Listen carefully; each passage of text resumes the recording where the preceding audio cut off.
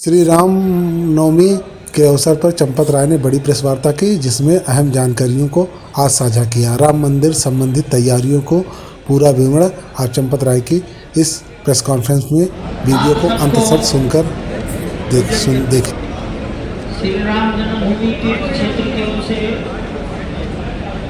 हार्दिक मंगल कामनाएं। स्पीकर काहे खराब कर रहे हो? जो से निकाल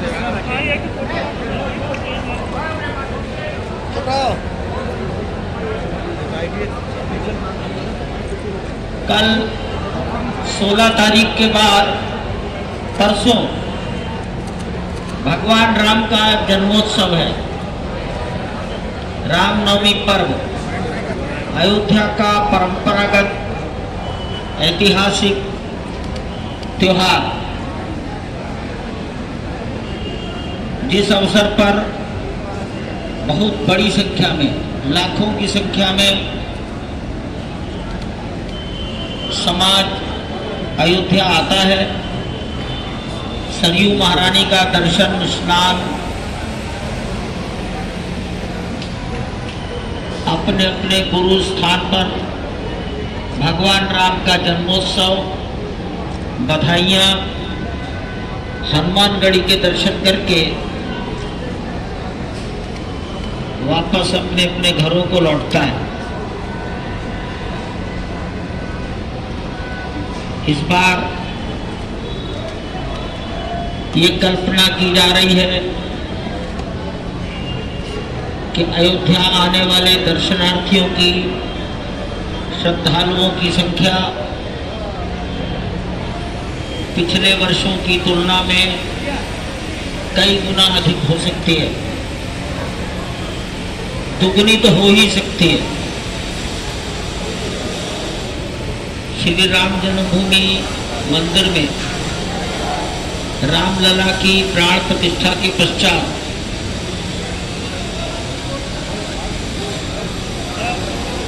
ऐसा आकलन है कि लगभग 1,25,000 के आसपास जनता, श्रद्धालु प्रतिदिन रामलला के दर्शन करने के लिए आए। 10 मार्च, 17 मार्च और 25 मार्च को ये संख्या 2 लाख के आसपास चली। अभी 9 अप्रैल जब चैत्र का नवरात्र प्रारंभ हुआ, 10 अप्रैल, 11, 12, 13 और कल 14 अप्रैल, इन 5 दिनों में दर्शनार्थियों की संख्या 85,000, 90,000 के आसपास आ रही है।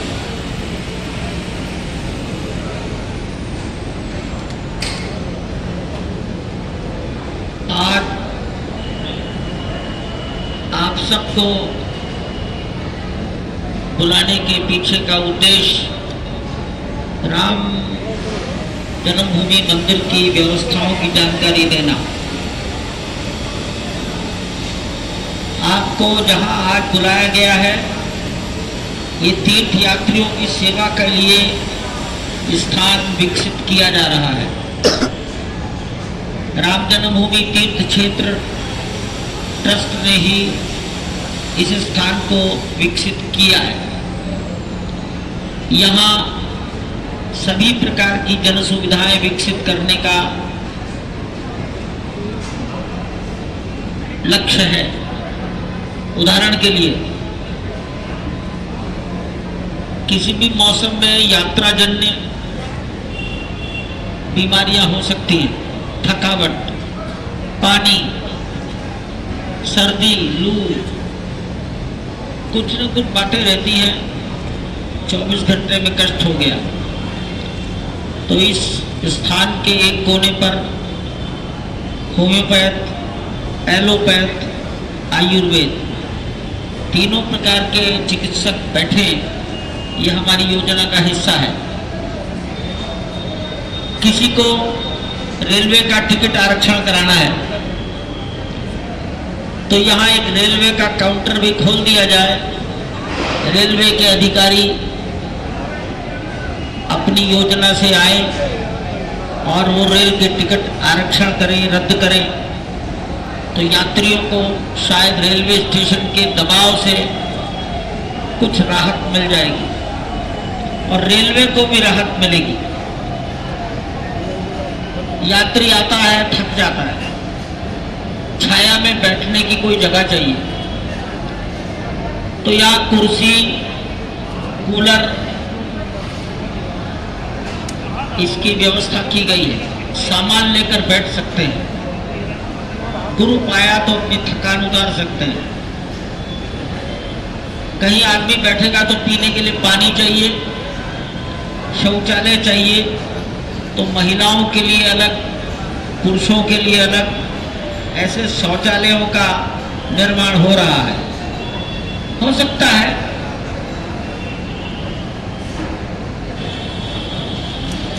2-4-6 दिन में वो अपने ठीक व्यवस्था में आ जाएंगे।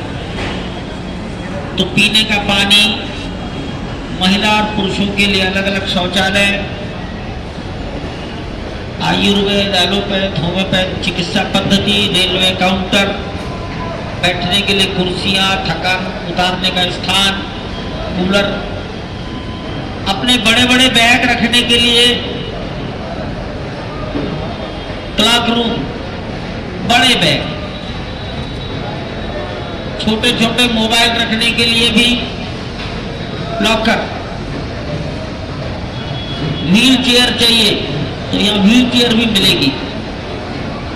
पिछले दिनों से अनुभव आ रहा है कि एक दिन में 700 लोगों तक व्हील चेयर ले जा रहे हैं। एक व्हील चेयर दिन भर में 5 बार 6 बार जा रही है। कल भी संभवतः 900 लोग यहाँ से व्हील चेयर का उपयोग किए हैं। तो व्हील चेयर, लॉकर, बड़े बड़े सामान रखने के लिए, बैगेज रखने के लिए क्लॉक रूम, किसी को मंदिर निर्माण के लिए कुछ समर्पण करना है तो उसकी भी व्यवस्था यही हो जाएगी। मैंने इन्हीं के लिए लिखा है, जन सुविधाएं विकास की जाएंगी। धीरे धीरे हो रही है, समय बीतने के साथ सुविधाओं में वृद्धि होती रहेगी। इस स्थान को यात्री सेवा केंद्र आप ऐसा पुकार सकते हैं। थोड़े वक्त बैनर यहाँ पुराने थे वो लगा दिए गए। तो ये मेरा पहला विषय है जो आपको पत्रकारों का ये कागज मिला होगा, उसमें आइटम नंबर 4 इसको मैंने लिखा है। ये सुग्रीव किला के नीचे है और बिरला धर्मशाला के ठीक सामने है। राम जन्मभूमि की ओर जैसे ही चलेंगे तो एकदम कोने पर है। इस भवन के दोनों ओर 2 सड़कें हैं। ये एक प्रकार का 2 सड़कों के मिलन बिंदुओं पर ये स्थान बना है, यात्री सेवा केंद्र। आप इसके बारे में समाज को जानकारी दे सकते हैं। ये मैंने लिख दिया है तो जानकारी दी जाएगी।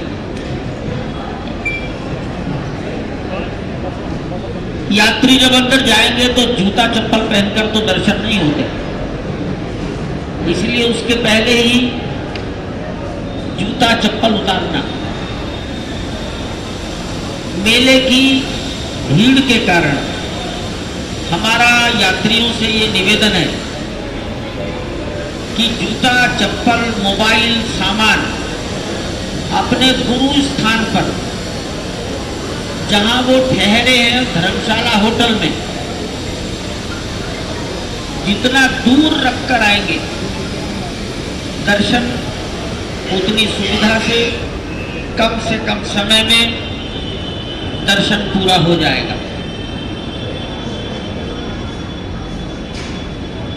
अत्यधिक भीड़ में जूता जमा करना, जूता लेना, मोबाइल जमा करना, मोबाइल लेना, इसमें समय भी लगेगा,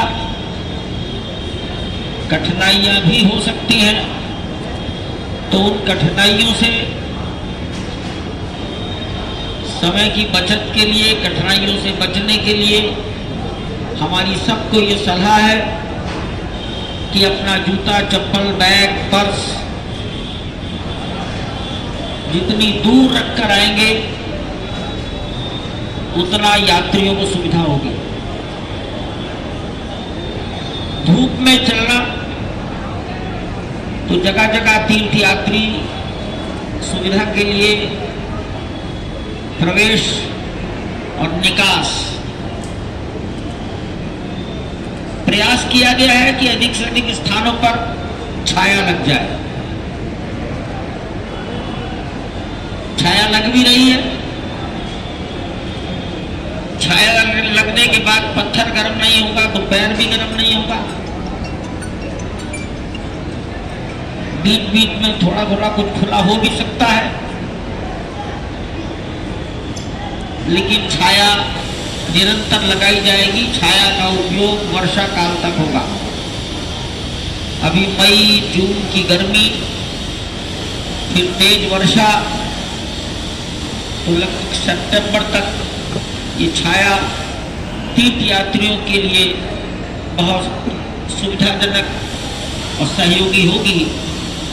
तो इसलिए निवेदन है कि अपना जूता, चप्पल, बैग, मोबाइल दूर रखकर आओ। नंगे पैर थोड़ा बहुत चलना पड़ेगा। ये मेरा आइटम नंबर 2 है। आइटम नंबर 3, भीड़ के कारण कल 16 तारीख अभी तक हम सुगम दर्शन, जल्दी से जल्दी दर्शन हो जाए इसलिए सुगम दर्शन पास, वीआईपी पास, प्रातःकालीन 4 बजे मंगला आरती पास, सवेरे 6:30 बजे श्रृंगार आरती पास, रात्रि 10 बजे शयन आरती पास। तो ये 3 प्रकार के पास, सुगम आरती, वीआईपी, कल 16 तारीख, 17 तारीख, 18 तारीख और अगर आवश्यकता पड़ी तो 19 तारीख भी ये सभी प्रकार के पास निरस्त रहेंगे। अर्थात सबको एक ही मार्ग से जाना होगा। मैं तमाम देश के महत्वपूर्ण लोग, प्रमुख लोग, राजनेता, माननीय न्यायाधीश, उच्च पदस्थ अधिकारी,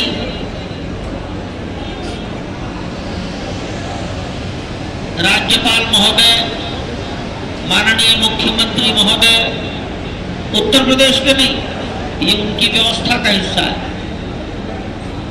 सांसद, माननीय मंत्री, विधायक, अन्य ऐसे तमाम आदरणीय सज्जन जिनके साथ कोई प्रोटोकॉल, कोई महत्वपूर्ण सुविधा, ये शब्द जुड़े हैं, उनसे मैं हाथ जोड़कर करबद्ध प्रार्थना करूंगा कि वो 19 तारीख के बाद ही यहाँ दर्शन करने आए। उन्हें बहुत सुविधा होगी। समाज को, दर्शनार्थियों को भी परेशानियां बहुत कम हो जाएंगी। तो सभी प्रकार की सुविधाएं, पास जारी करने की व्यवस्था ये कल से बंद रहेगी। एक बहुत बड़ी इच्छा रामनवमी पर दर्शन करना।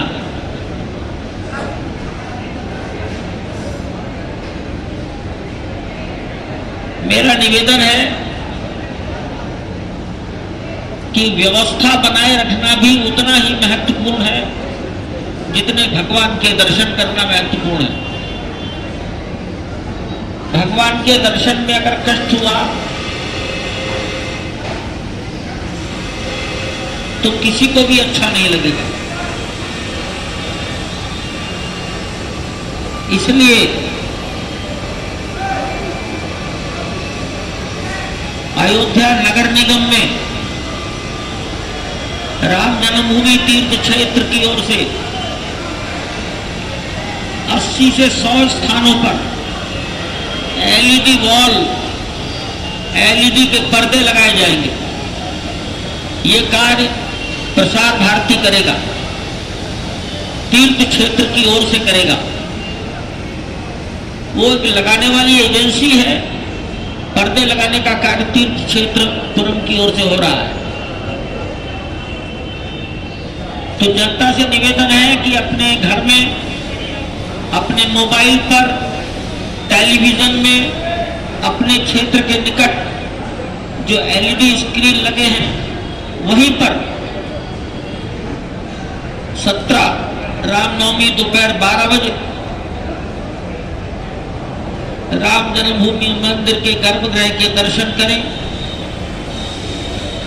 और राम जन्मोत्सव का सुख प्राप्त करें। इस यात्री सेवा केंद्र में भी एक स्क्रीन लगा है। ऐसे एलईडी के पर्दे सब जगह लगाए जाएंगे। इसलिए जो जहां है, अपने घर में, दुकान में, अपने मोबाइल पर, स्क्रीन पर इसको देखेंगे तो राम जन्मभूमि मंदिर में दर्शन करने वालों की संख्या भी नियंत्रित हो जाएगी, सुव्यवस्था निर्माण होगी और दर्शनार्थियों को अच्छे से अच्छा सुगम दर्शन मिलेगा। सभी समाज परेशानियों से बच जाएगा। दर्शन अवधि अभी तक सामान्य रूप से प्रातःकाल 6:30 बजे के बाद दर्शन प्रारंभ होते हैं। अब ये विचार किया गया है केवल एक दिन के लिए, 17 तारीख, कल 16 को ये व्यवस्था लागू नहीं होगी, 18 को भी लागू नहीं होगी। केवल एक दिन के लिए प्रातःकाल समाज 3:30 बजे से दर्शन करने की लाइन में लग सकता है। भगवान की मंगला आरती, भगवान का अभिषेक, भगवान को श्रृंगार करना, नए वस्त्र पहनाना, भोग लगाना, ये सब कार्य भी चलते रहेंगे, दर्शन भी चलते रहेंगे।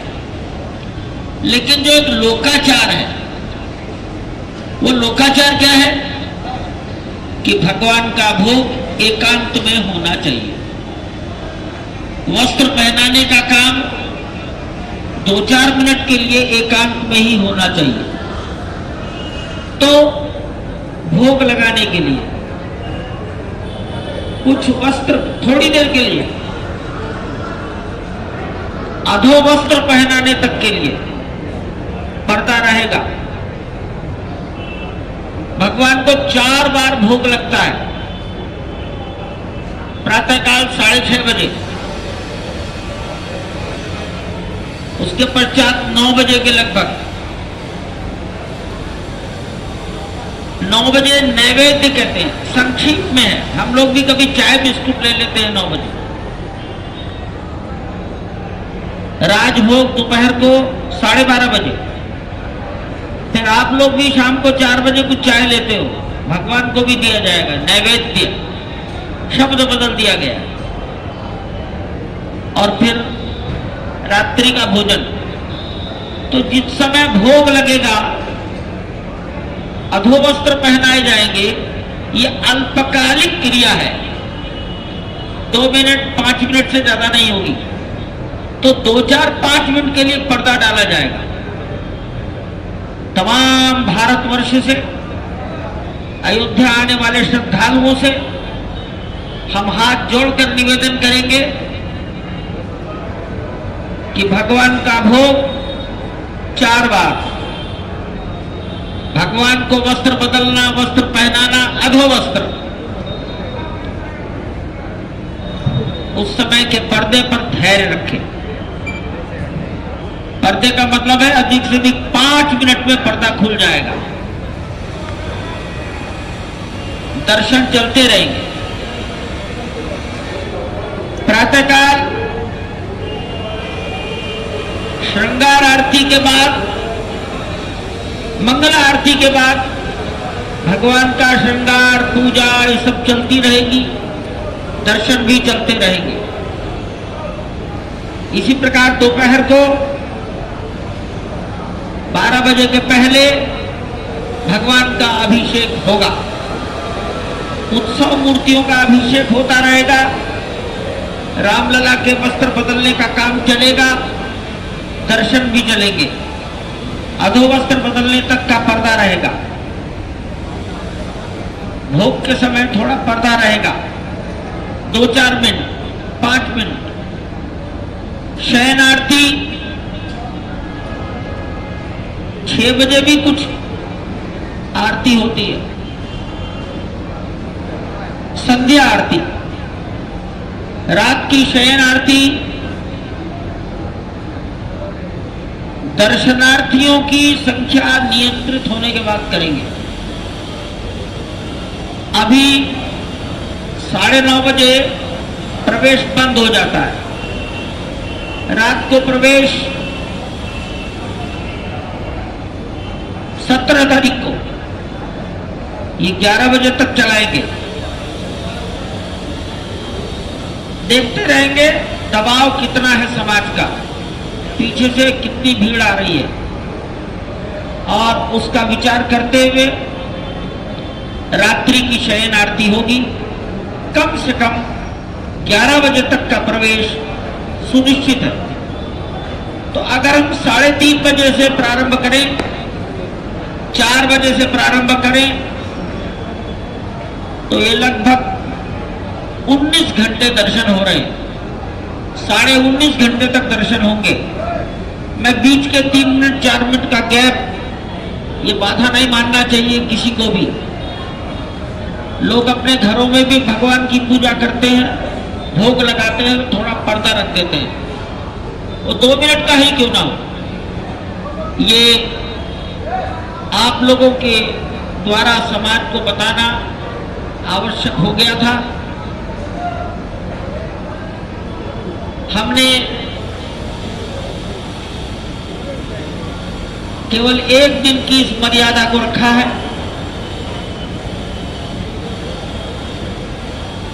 कल आज जैसा चल रहा है वैसा ही चलेगा। 18 तारीख से फिर वही व्यवस्थाएं चालू हो जाएंगी जो आज 15 और 16 को रहेंगी।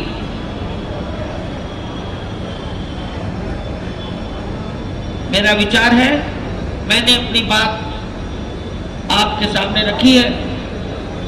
आपसे यही निवेदन है कि समाज को अधिक से अधिक सुविधा हो, परेशानियों से समाज को बचाया जाए। इसके लिए आप अवश्य ही सहयोगी बनेंगे। मैं भी अभी आकलन नहीं कर सकता, शायद आप भी नहीं कर सकते, कि आज से अयोध्या में भीड़ का दबाव कितना होगा। उसको नियंत्रित करना हम सबका सामूहिक, अयोध्या के निवासी होने के नाते हमारा सामूहिक दायित्व भी है। धन्यवाद।